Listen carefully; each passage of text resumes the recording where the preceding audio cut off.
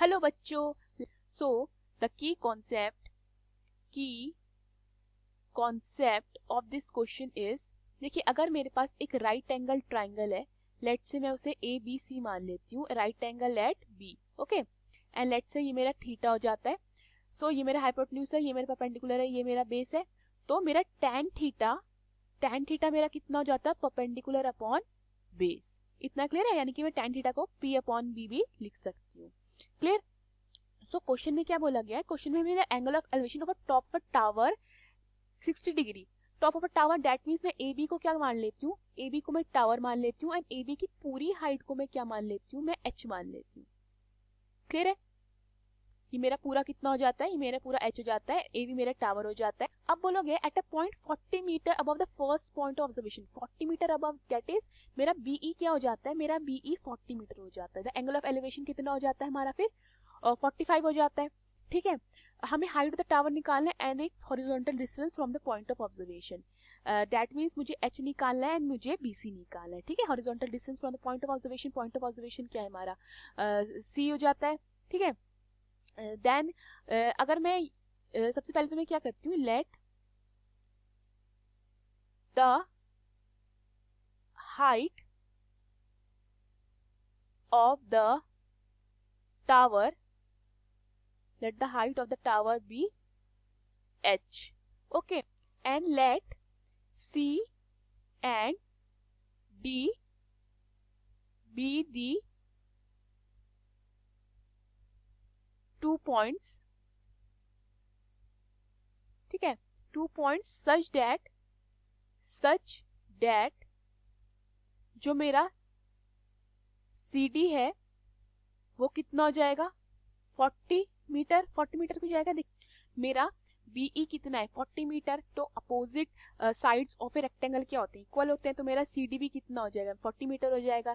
And मेरा angle ADE कितना है, मेरा एंगल है, लिख लेते हैं उसको, angle ADE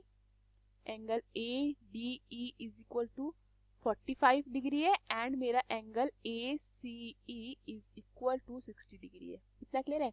then in triangle ADE में अगर हम देखते हैं, ADE में मैं अगर tan 45 लगाती हूँ, दैट मीन्स वो मेरा क्या होगा, perpendicular upon base, that is AE upon DE हो जाएगा। सो tan 45 कितना हो जाता है हमारा, tan 45 degree is equal to AE upon DE हो जाएगा। तो tan 45 1 होता है, tan 45 हमारा कितना होता है, 1 होता है। So 1 is equal to AE upon DE हो जाएगा। सो दैट मीन्स मेरा AE किसके इक्वल हो जाता है, AE is equal to DE के इक्वल हो जाता है। इतना क्लियर है? ठीक है, therefore A is equal to D हो जाता है। अब हम देखेंगे in triangle ABC, in triangle ABC, अगर ट्राइंगल ABC देखते हैं, ABC, इसमें tan 60 लगाती हूँ, tan 60 मतलब मेरा AB अपॉन BC हो जाएगा। ठीक है, तो using tan 60 degree is equal to AB upon BC, and tan 60 कितना होता है, √3 is equal to AB upon BC। इतना क्लियर है?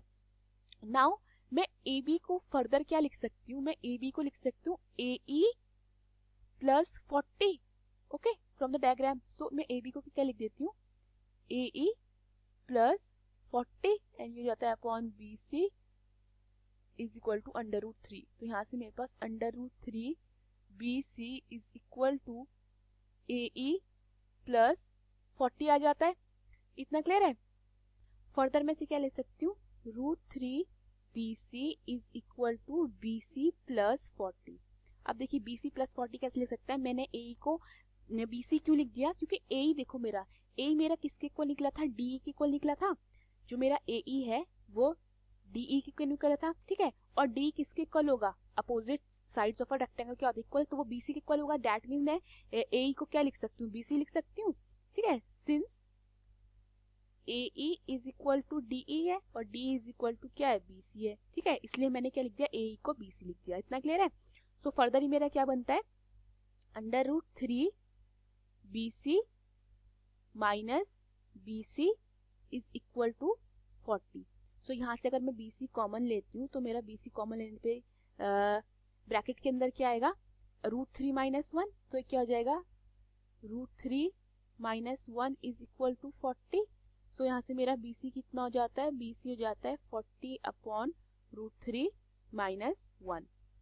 ठीक है, सो BC इज इक्वल टू, अगर मैं रेशनलाइज कर देती हूँ उसको √3 + 1 से, तो ये हो जाएगा √3 + 1, सो ये हो जाएगा 40 √3 + 1, एंड नीचे मेरा बन रहा है a + b - b, तो √3 का स्क्वायर इज 3 - 1 का स्क्वायर इज 1, तो BC मेरा कितना हो जाता है, BC हो जाता है 40 मल्टीप्लाई बाय √3 + 1 अपॉन 2, कटता है ये 20 से, ठीक, तो BC कितना हो जाता है, BC is equal to 20 multiply by √3 + 1।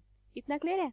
ठीक है, अगर मैं यहाँ पे √3 की वैल्यू पुट कर देती हूँ तो ये कितना बनेगा, 20 मल्टीप्लाई बाय √3 कितना होता है, √3 होता है हमारा 1.732, तो ये जाएगा 1.732 + 1, तो BC कितना होता है further, BC is equal to 20 multiply by 2.732, so BC मेरा आ जाता है, BC is equal to 20 multiply by 2.732 which is equal to, ये आएगा मेरा 54.64। ठीक है, तो BC क्या था हमारा, BC था हमारा horizontal distance from the point of observation, तो therefore the horizontal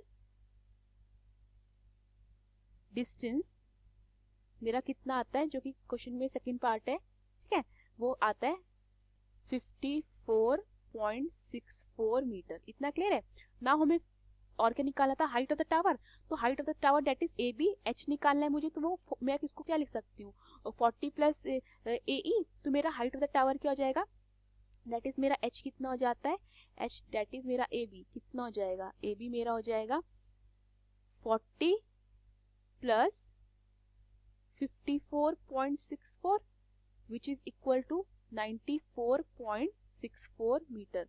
So the height, therefore the height of the tower is 94.64 meter. Hope you understood the question. Thank you.